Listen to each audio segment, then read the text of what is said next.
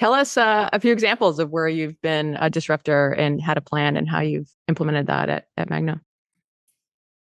Um, so I've been here for just about a year. I think there's, one of the things I think that I would kind of tell myself a year ago, and just the advice I would give is just kind of be patient. I think when I come into anything, I have I just see all of the potential of what could be.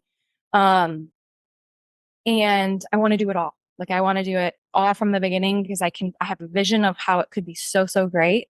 But I think you got to be patient and you got to kind of break down. You got to get the base right, make the changes where you're going to have the most impact and it's going to be the most sustainable, and then start building upon that and upon that. So, I think when I came into the organization, there were a couple of internal processes. And I won't get into too much of the detail.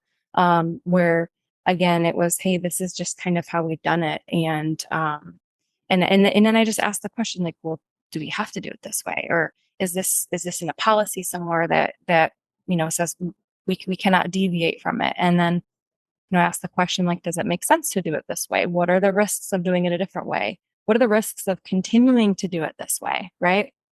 And I think you know just asking the questions and allowing other people to get to that answer without having to maybe dictate, hey, this is the way, this is the direction we're heading, but getting them to think more in terms of what would happen if, right?